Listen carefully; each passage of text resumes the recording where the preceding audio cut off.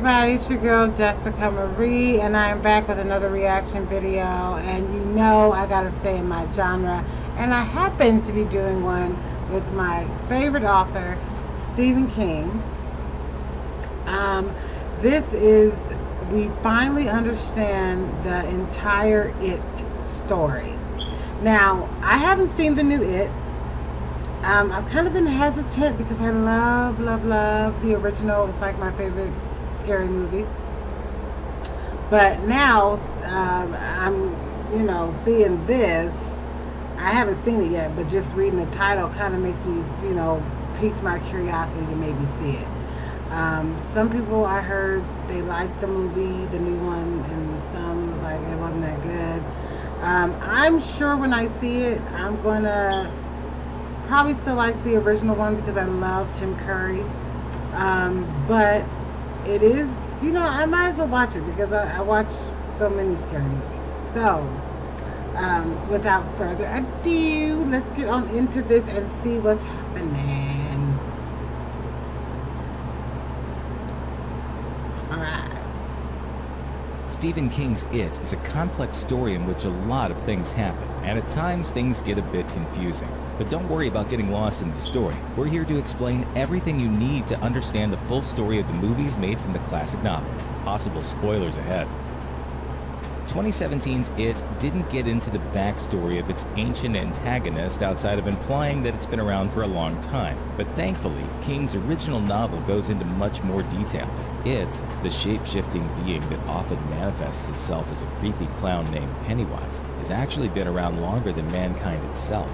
It's an ancient cosmic being that's billions of years old that originated in another dimension outside of our universe, known as the Macroverse. In prehistoric times, it came to Earth on an asteroid, landing in the place that would millions of years later become Derry, Maine. It hibernated until humans appeared, and then began a cycle of awakening roughly every 27 years to feed on them. It can take on any form, but its favorite eventually became that of Pennywise the Clown. Its true form, known as the Deadlights, is apparently so trippy it'll drive you crazy. Beverly Marsh managed to glimpse them in the first film and make it out with her sanity, though doing so did render her comatose for a time. As strange as Pennywise is, its mortal enemy is even more bizarre, a giant turtle named Maturin, who hails from the same place as Pennywise.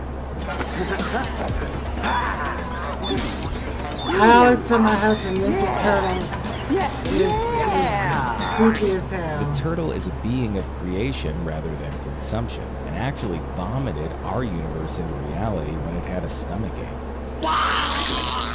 So, compared to that, a shape-shifting death clown isn't all that weird after all. In the 2017 film, the story of It picks up in 1988 when 7-year-old Georgie Denbrough ventures out into a rainstorm to play with a paper sailboat that his older brother Bill made for him. Yeah. The boat gets away from Georgie and journeys down the street until it ends up in a storm drain. After chasing it, Georgie attempts to fish the boat out, only to discover that, there's a clown in the storm drain as well. Though Georgie doesn't know it, this clown is the evil entity Pennywise, who has just awoken from its most recent 27-year slumber. Pennywise entices Georgie to come into the sewer, promising not only to give him his boat back, but also by telling him that an entire circus is waiting for him in the sewer. Georgie gets a little suspicious, but he still wants his boat back, so when Pennywise offers it to him, the kid goes for it. And for his trouble, Georgie gets his arm bitten off. Don't you just hate Mondays? In the film, Georgie gets dragged into the sewer, and the town eventually moves on, assuming that he simply drowned. Bill, however, seems determined to find out what really happened to his brother. The Losers Club is the name of Bill's group of friends who eventually go head-to-head against Pennywise. Along with Bill, the club's original members are Richie Tozier, Eddie Kasprick, and Stan Uris, with 3 more members added as the story progresses: Ben Hanscom, Beverly Marsh, and Mike Hanlon. Everyone in the group is an outcast in their own way. The gang bonds over the fact that they're all losers, hence the group's name, and they spend the entire summer together following Georgie's disappearance the previous fall. Though they aren't all aware of it initially, a number of the Losers Club are also suffering from some sort of private trauma. Beverly's father is abusive and domineering, not to mention creepy as hell. Where are you sneaking off to?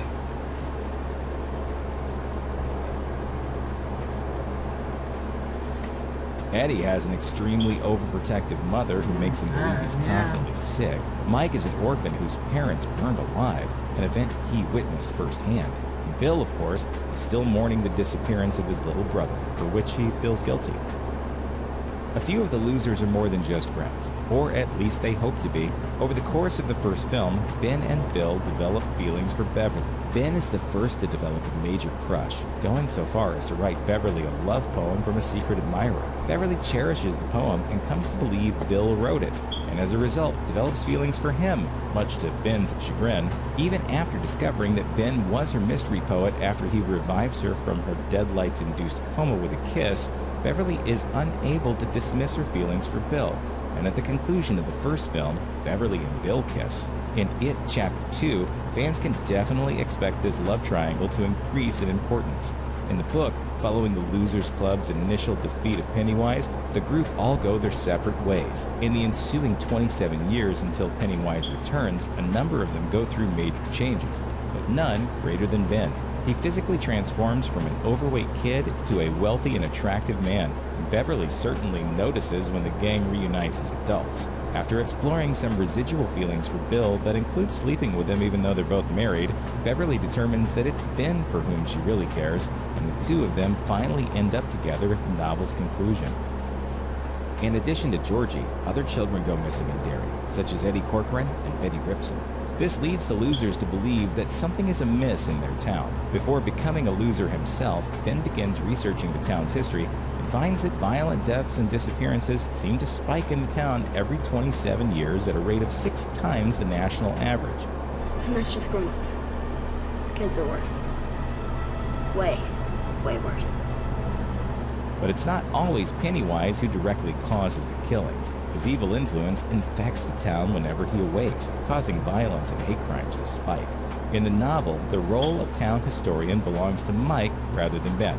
Mike first learns of the town's sordid history from his father, who kept a photo album filled with pictures of Derry's history that consequently features a number of photos of Pennywise, some from many decades earlier. As an adult, Mike is the only loser to stay behind in Derry after the rest of his friends part ways, becoming the town librarian and furthering his knowledge about the most messed up little town in New England. No one who dies here ever really dies.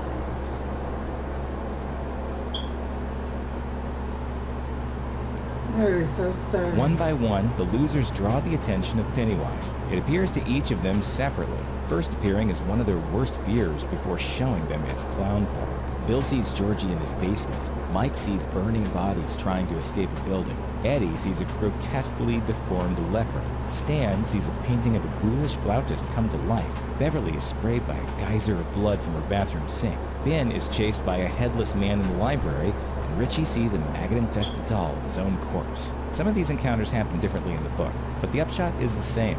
They soon discover that each of their hallucinations have one thing in common: a terrifying clown.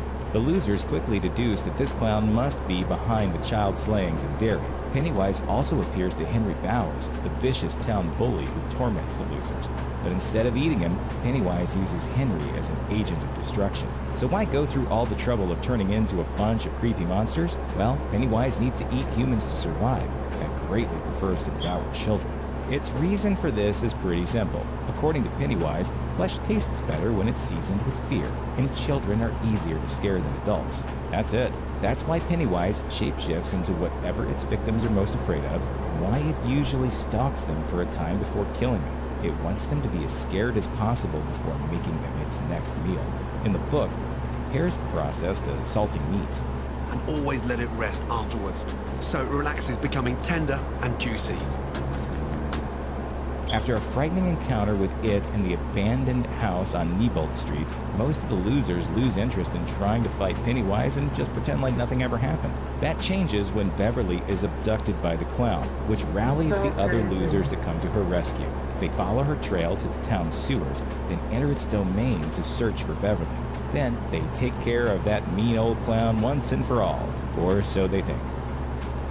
After the traumatic experience of defeating it, The children of the Losers Club come to the realization that they're growing up fast. In the original film, after realizing the importance of what they've just gone through, Bill suggests the losers make a blood oath to swear that if Pennywise ever returns to Derry, they'll return to defeat it again.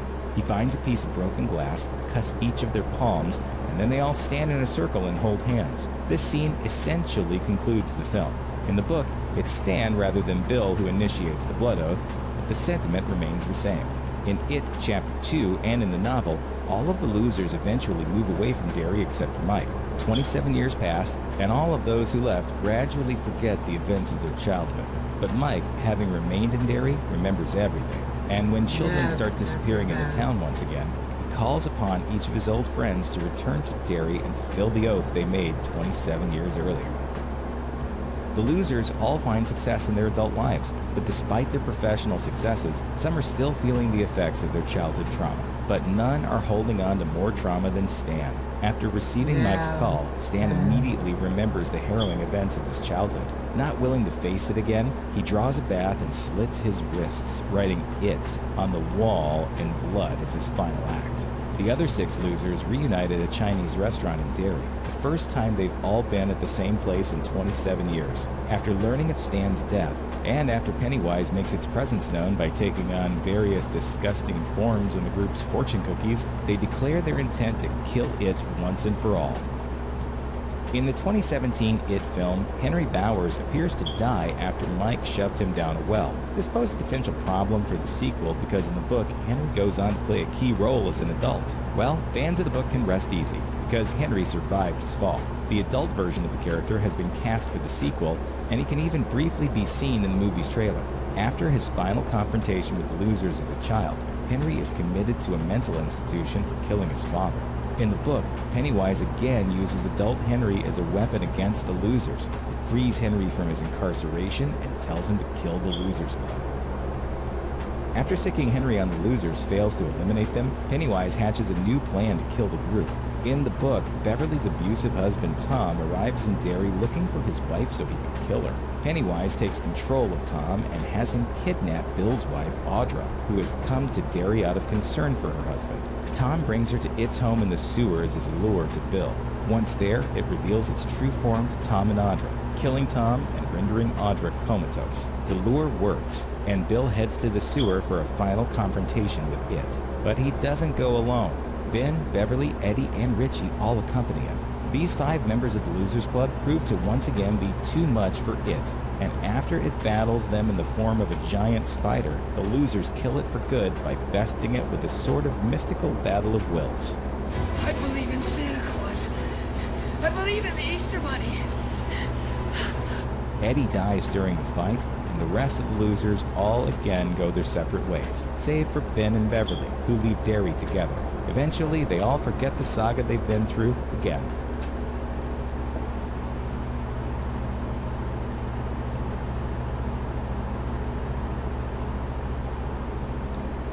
Okay. I was just watching that. I gotta watch the new one now. It looks like it's pretty good. That's one of the best scary movies I think I've ever seen. And if you've never seen the original,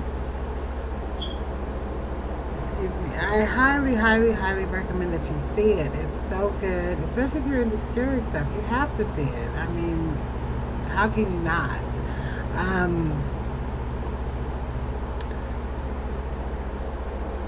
I will say that Pennywise is probably, he's probably some kind of demonic demon, probably. That's what he is, from the beginning of time and landed in Earth. But the movie looks like it was really good, the new one. I saw a lot of clips from the old one. The old one is great. I mean, I don't know how many times I've seen it. I love Stephen King stuff. So I've watched a lot of Stephen King's movies. You know, you've got Children of the Corn, you've got Bats, you've got Rose Red, you've got 1408, you've got Shining, you've got, jeez, what else is there? There's a few, and I know I'm not naming them all. You got Desperation. All of these are great, great movies and great, great books also. So I really enjoyed this. I enjoyed the, understanding the roots of it, because, when you watch the movie, which is how I first was introduced to it, the original movie, you don't really know exactly where Pennywise comes from. You know he's not a man, and you're not even fully sure of, when you see him turn into another creature, you're not even really sure of that. But you do know that he comes out to feed. I don't think we ever really knew why he chose children so much in the first one. Even though in the first one, Tim Curry, when he was the clown, he said, yeah, be afraid. You guys taste so much better when you're afraid. And so I guess that was a little bit of a hint to what the book was probably going into as far as the details. But it seems like maybe in the new movie, maybe they give some more information. It definitely looks like they have more graphics, as far as when Pennywise is eating the children. He did not look like that in the original, so they kind of really enhanced that, which looks like it made it more scary. But you guys tell me what you think, and tell me if you think you will be giving this movie a try. Start with the original, then go to the new one. I'm just saying. But if you want to do it the other way around, or just want to watch the new one, I mean, it really isn't a big deal, but I'm just telling you, the first one is very, very good. But tell me what you guys thought of this review. I really enjoyed it, because this is definitely this is my favorite scary movie of all time. So, and that's why I hate clowns. So tell me what you guys thought. Please like, comment, and share.